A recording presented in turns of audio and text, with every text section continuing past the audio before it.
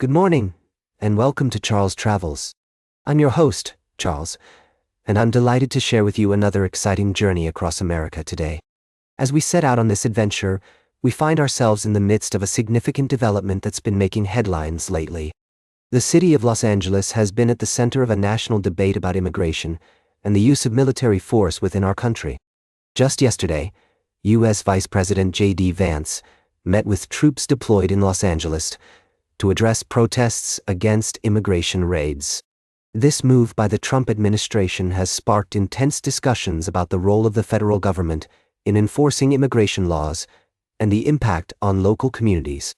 The situation is complex, with different perspectives on how to handle the issue of illegal immigration and the use of National Guard troops. As we explore this story, it's essential to understand the nuances of the debate and the concerns of all parties involved. From the White House to the streets of Los Angeles, there are passionate arguments being made about what is best for our country and its people.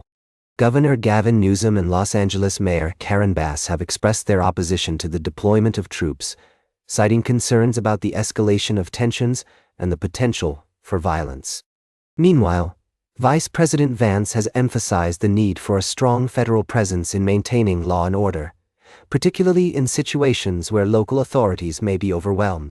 The appeals court's recent ruling allowing President Trump to maintain control over the California National Guard has added another layer to this already intricate issue.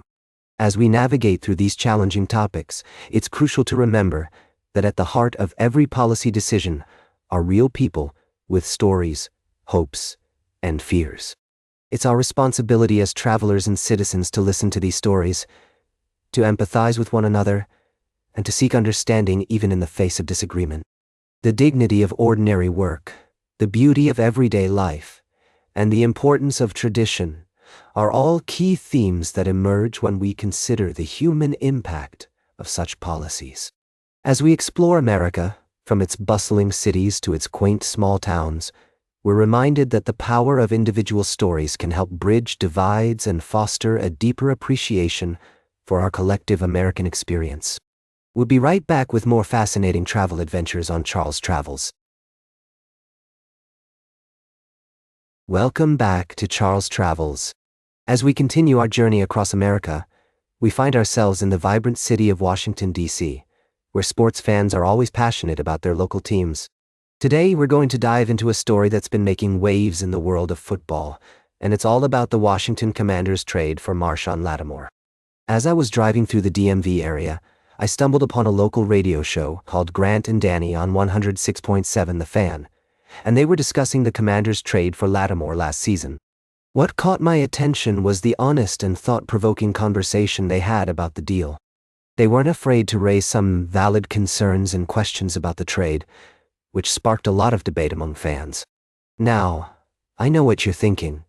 Why would local radio hosts be critical of their hometown team? But that's exactly the point. Grant and Danny aren't just cheerleaders. They're journalists who want to bring honesty and integrity to their broadcasts. They want the Commanders to succeed, but they also want to provide their listeners with quality programming that includes thoughtful analysis and critique. As I listened to their segment, I was impressed by their nuanced discussion of the trade.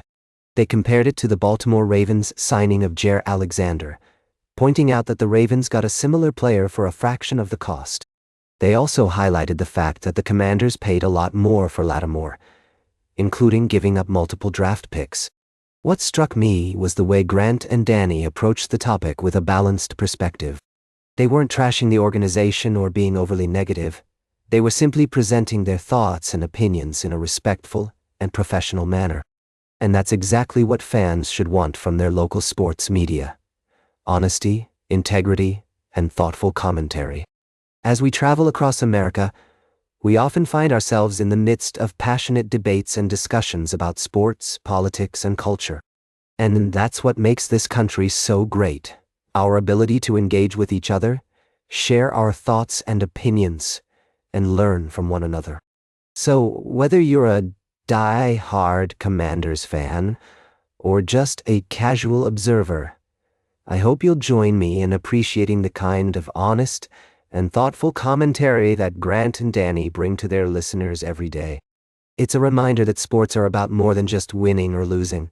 They're about community, passion, and the human spirit. Stay tuned for our final story of the day, right here on Charles Travels. Welcome back to Charles Travels.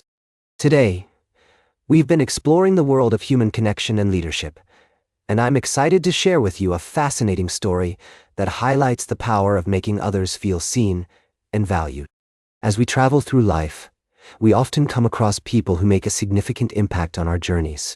But have you ever stopped to think about how you can be that person for someone else? How you can make them feel like they truly matter? A remarkable story that caught my attention is about the power of moments of mattering. These are instances where someone takes the time to notice, affirm, and show appreciation for another person's unique gifts and contributions.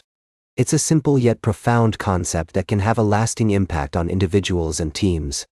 The story begins with Jane, an employee who felt unfulfilled in her role until her supervisor took the time to define what it meant to be a custodian. By providing her with indisputable evidence of her significance, Jane's supervisor transformed her beliefs about herself and her job. She went from feeling replaceable to feeling irreplaceable, and that moment of mattering changed her life. As we delve deeper into this story, we meet leaders who have mastered the art of noticing others. They take the time to observe the details of people's work and lives, note those details, and share them back with the individuals. This process creates understanding, trust, and a sense of belonging.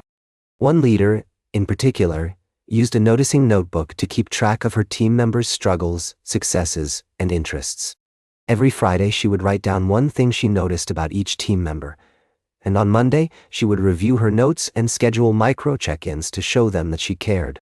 The story also highlights the importance of affirmation, which is more powerful than appreciation or recognition.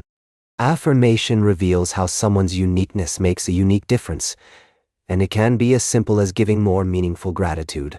By naming people's unique gifts, such as their strengths, purpose, perspective, and wisdom, and showing them the impact they make, we can create a sense of mattering that is hard to find elsewhere. As I reflect on this story, I'm reminded of the wise words, "If it wasn't for you." These 5 words have the power to transform someone's day, week, or even life. By acknowledging the unique contributions of others and showing them how they matter, we can create a ripple effect of kindness, empathy, and understanding that can travel far and wide. As we conclude today's episode of Charles Travels, I encourage you to think about the people in your life who make a difference. Take a moment to notice them, affirm their unique gifts, and show them how they matter.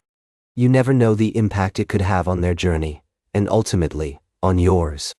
That's all for today's Charles Travels. Remember to like, share, and subscribe, and until next time, keep on traveling